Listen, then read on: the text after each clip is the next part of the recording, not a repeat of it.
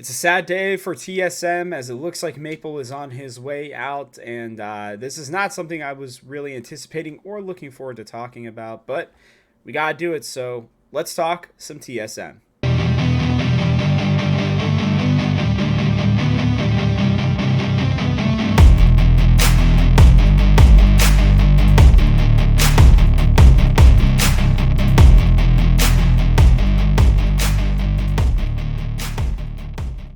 Welcome back, everybody. No question of the day, but just let me know in the comment section how you're feeling about this news because it's been out there for a couple days now. Happening over the weekend and over finals weekend, and it was noticed by looks like Grave Sin on the TSM subreddit. That was the first place I'd seen it. Is that as of 4/7/2023, it looks like Maple's no longer a member of TSM. You can see here, Maple is removed from the global contract database. And so you can look this up. This is readily available, by the way, for anybody. The global contract database is something that's on the fandom, the LOL fandom, Wikipedia or wiki page, not Wikipedia, but wiki page. And you can see here, right? So this was the most recent one. Well, second most recent one. This one was from March 27th. And you can see it still had Solo and it still had Maple. If you look at the more recent one, which is, I guess, from, I don't know, sometime in the last couple of days, you can see there is no longer Maple or Solo on this list. And so I wanted to check myself. It's not that I didn't believe them, but sometimes there can be there can just be errors on here in some way, shape, or form. And so, I'm looking at this and I'm like, oh, well, that is real. That is very real. And so I want to talk real quick about Maple. And, he was with us for pretty much exactly 2 splits. We can go and we can check out his stats here in the LCS regular season here. Had a 2.48 or 2.84, excuse me. There's my dyslexia occasionally coming in here for a KDA. We looked at Bjergsen's last week, and you can see that he's a little bit of a different player, but it took him some time, and once he came on, raised that all the way to a 3.74, right?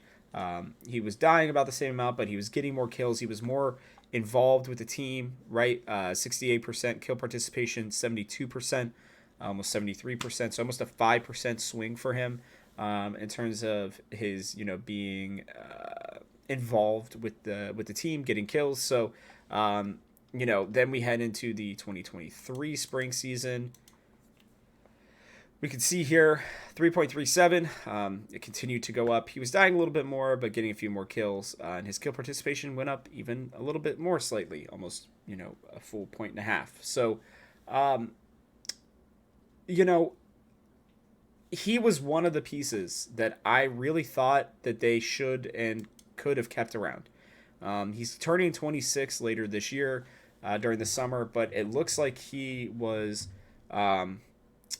it looks like this was almost more of a surprise too. I reached out to somebody who I know who is associated with TSM and asked them, I was like, hey, like, did you know this was happening? And their response was, no, he did not tell me this, at least personally. So maybe they had heard it, early on still before it got announced and everything. But I did not realize that he must either be feeling like the offer that they were going to have, like they were asking maybe to take a pay cut and he didn't want to do it, or maybe he was disappointed with TSM's results when he's been here, or maybe he's got another option that he felt like he wanted to pursue, right? Because we did see that 100 Thieves mid lane became available right now.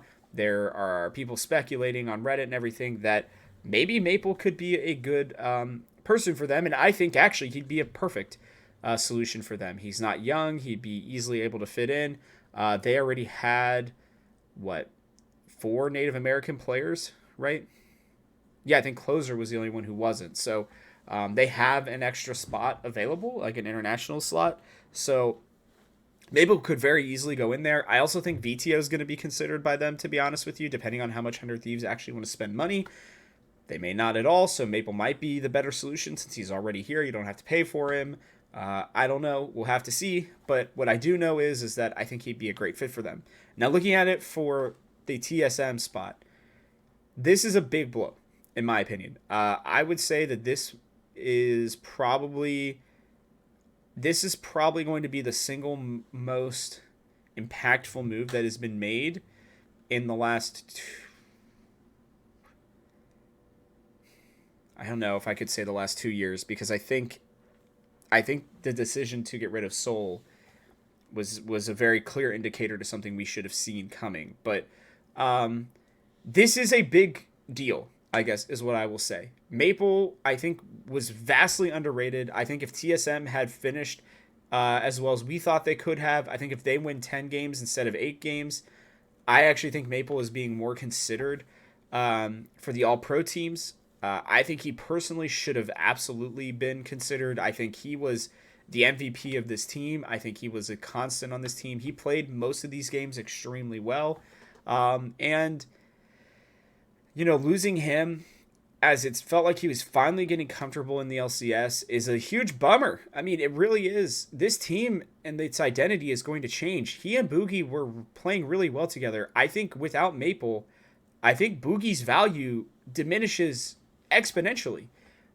His confidence probably diminishes exponentially because it felt like Maple was, even watching TSM Legends, was very supportive of Boogie and trying to help him. And I just, guys, this is very impactful for the summer split. I mean, extremely impactful, because right now, if we had to field just what we have available to us, it would be Hansner in the top lane, Boogie, then Dalksa, who I don't think is ready yet at all, personally.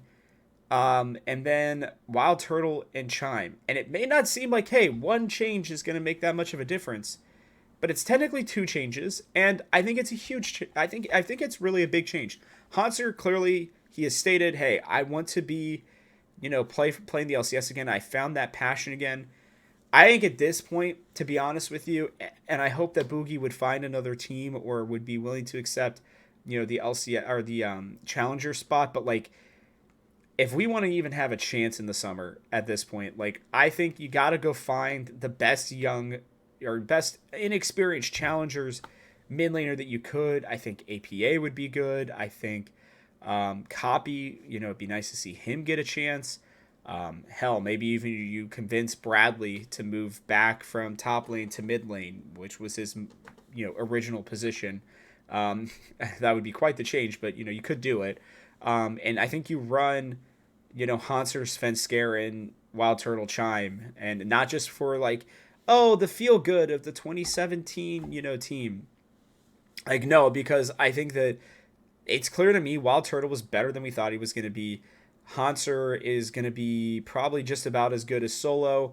I think Svenskeren at this point would be an upgrade from Boogie, maybe not mechanically, but at least in terms of his mental. And from what I'm hearing, most of these teams are going to keep their teams kind of the same. So you need consistency. You need people who understand what they're doing. And if you want a chance, even a chance in the summer to fight for that fourth, very unlikely, but fourth potential world spot, then you got to go with people who you don't have to coach up as much. That it's more about strategizing and working together as a team. And I feel like you got to go find somebody, because if they had Maple, right? If they genuinely had Hansner, Svenskeren, Maple, Wild Turtle, and Chime, is that a great team? No, but is that a team that can at least fight for fourth and potentially win an LEC, best of 3? Yeah, I think it could. Would it? Yeah, I don't know. It would depend on who that fourth seeded, and it would really require teams like Team Liquid and 100 Thieves to kind of stay down, even Golden Guardians, honestly, to stay down, because I think, I still think that Evil Geniuses, FlyQuest, and Cloud9 are probably our best teams. No offense to Golden Guardians. They played an awesome series, and they had a hell of a run. I mean, one of the all-time great runs in the playoffs. And those players showed that they still have it. They do. In terms of Stixay, even Licorice. I know he had a bad series, but he showed that he can play multiple different styles and still be useful to the team. So, it would really require all these teams to kind of either stay bad or not make any momentum forward really that would be above us. But like losing Maple is just not good. I don't know. I don't know how else to put it, guys. It's a huge kick to the nads for me at least, because like I was really hoping that he would kind of be like our face. Maybe not necessarily in interviews and everything, or going on the desk, to talk or to call a cast a game or whatever, like Chime has done. But like, dude, I mean, he was. I don't even think arguably he was our best player this split. I don't really think there's much to really argue with that. And losing him is, I think, a really big deal. So I'm I'm interested to see what they're gonna do. Again, Reggie has stepped in, I think, as much as he can. I don't know that he can go to the LCS. I don't know how much he can interact with the LCS team outside of managing them. But like, dude, they're. I feel for Chawi at this point, man. He is. If he finds a way to get this team to even 500, right? If he even, honest to God, at this point, if he can even find a way to keep them in the top 8 and make sure that they make summer playoffs, because I really think we're at that point at this point, then like he needs to be considered for coach of the year, or coach of the split, because they are just kneecapping him constantly.